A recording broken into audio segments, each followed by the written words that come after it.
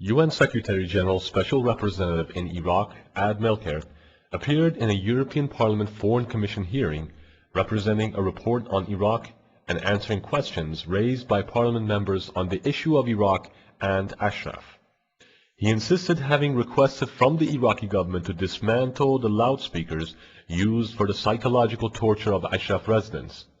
Many senior MEPs and numerous reporters attended this special hearing session held by Mr. Gabriele Albertini, head of the European Parliament Foreign Commission. Grazie per oltre alla Commissione, anche la delegazione per le relazioni con l'Iraq. Ecco, il collega Stevenson è pregato di prendere posto al tavolo della Presidenza. Come sapete, abbiamo il piacere di accogliere alla nostra Commissione il rappresentante speciale del segretario generale dell'ONU per l'Iraq, il signor Ad Melkert. La stabilizzazione dell'Iraq è e resterà una priorità per tutta la comunità. Thank you very much, Mr. Chairman. It is my expectation that the Council of Representatives, the Parliament, will play a more assertive role in the interaction with. The agreement on having a new government will be extremely important to address the ongoing concerns.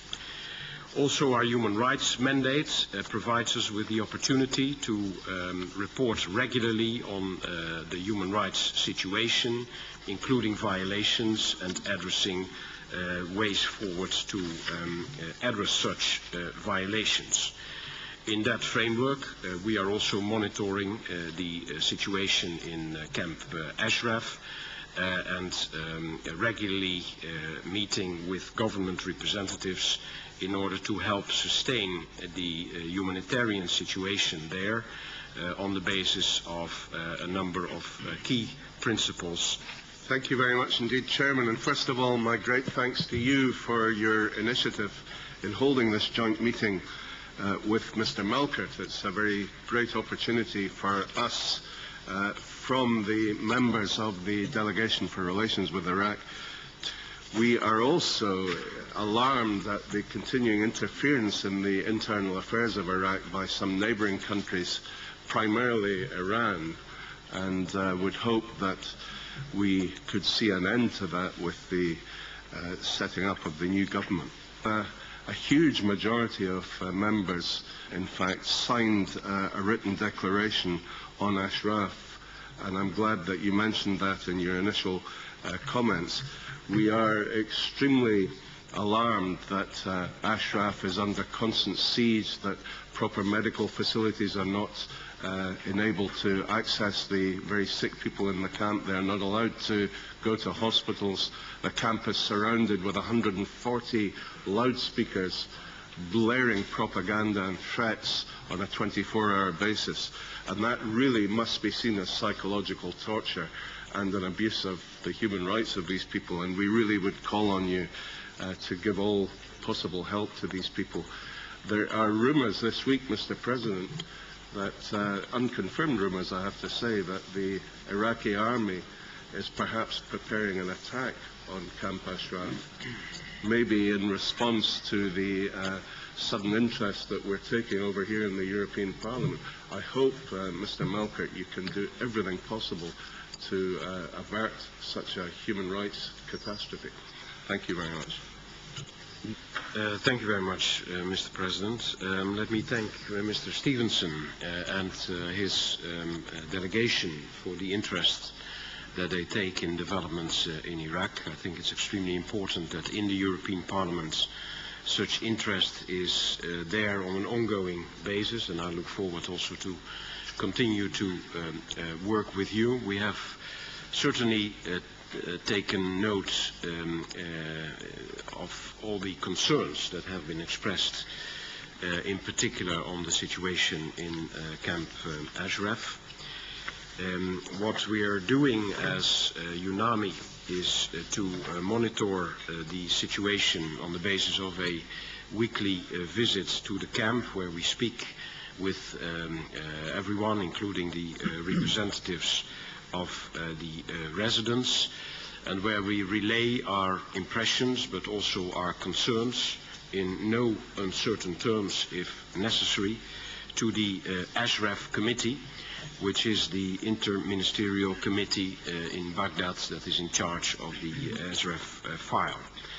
We're also available on a 24 hours, 7 days a week basis to be in touch with the residents' leadership, and they also make use of that when necessary. When challenges arise, we are informed, and we in turn inform immediately the authorities, and of course do not hide our concern if there is a reason to do so. For instance, reference has been made to these loudspeakers that are there, and I subscribe fully to the view that those loudspeakers don't serve any reasonable purpose, and we have from the very outset asked the Iraqi government to make sure that these loudspeakers would be removed. It's just one of many examples where we try indeed to the best of our abilities to represent views that are based on fundamental principles of human rights that should guide this situation. Mr. President. Mr. Special Representative, my question is about UN. European Parliament just adopted a declaration on situation around Camp Ashraf, calling in urgency the UN to provide protection for those thousands of unarmed people under siege. Those refugees, despite being recognized as protected persons, undergo consistent and long-lasting intimidation from outside, including psychological terror with loudspeakers already mentioned, while physical attacks, kidnappings and killings do occur as well. Americans left despite previous agreement to protect them. Iraqis are against them, playing in hand with Tehran, from where the infamous Revolutionary Guard is ready for any new assault. But there is now a question on UN reliability. UN stays a protector in commerce. What way UN does intend to avoid a new Srebrenica or Darfur tragedy with an eventual gross humiliation for UN itself? Only that monitoring as today, no strong request to Iraqi government with warning about consequences in a case of bloody hypocrisy. Please share us your views and situation in UN. Grazie onorevole Landsbergis. Onorevole Vidal Quadras per un minuto. Señor presidente, muchas gracias, señor Melker, por su presencia en esta comisión, que no puede ser más, y es la situación del campo de refugiados de Ashraf. En estos momentos, señor Melker, la situación en Ashraf es de gravísimas dificultades. Se impide la entrada de suministros, de medicinas, se impide el tratamiento de enfermos graves de cáncer, se tortura psicológicamente con un centenar de altavoces a toda potencia a los residentes, se impide la entrada de familiares, abogados y parlamentarios, contraviniendo absolutamente el compromiso de tratar a estas personas de forma humanitaria que las autoridades iraquíes adquirieron cuando recibieron esa responsabilidad de las fuerzas de la coalición. Tenemos informaciones, señor Melker, de que se puede producir en los próximos días un ataque peor que el que tuvo lugar a finales de julio del año pasado, donde hubo 11 muertos, 36 personas fueron tomadas como rehenes y hubo centenares de heridos. Si se produce otro ataque, señor Melker, tendremos una masacre. Yo le pido, por favor, que establezca usted un equipo permanente, residente de observación en el campo, de manera inmediata, bajo protección de fuerzas de la coalición. De lo contrario, señor Melker, nos arriesgamos a que se produzca una carnicería que caerá sobre nuestras conciencias.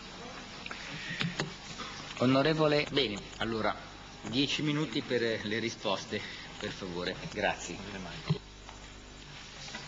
Thank you very much, Mr. President. I'd like to thank Vice President Vidal Quadras for his tireless involvement in addressing important issues. And he can be assured that all the reports, signals and requests from your side and from the side of your colleagues are always looked at very seriously, because we see it also as one of the sources for the monitoring work that we try to do to the best of our abilities. However, I should point out, listening to Mr. Landsbergis, that the possibilities for UNAMI, the United Nations Assistance Mission in Iraq, on the basis of our mandate, are limited. Of course, they are guided by the principles of the major human rights instruments, and there can be no compromise on that. We're working very closely together with the High Commissioner of Human Rights, who has a more proactive mandate to address human rights violations. And we are on a constant basis in dialogue with the Iraqi government and with the Iraqi parliament. And let me point out that this is not only a matter of international concern. Also in Iraq itself there is a discussion taking place. And it would not surprise me that in the new constellation of the government, which is probably going to be on a broader basis than before, and with, as I expect, a more assertive Iraqi parliament, it will also in Iraq itself a matter of further discussion. And I think we, from our side, generally I think that should be the position outside Iraq, should in the first place respect the Iraqi institutions to deal with these matters, but we all have a collective responsibility to work with the human rights principles that guide us universally. And that is the way that we try also to have our monitoring function in place, which enables us to be very specific in the interaction with the Iraqis as to what we see, what we observe, and what we think should be addressed. Democracy, freedom, Lithuania, Brazzaville. Democracy, freedom, Lithuania, Brazzaville.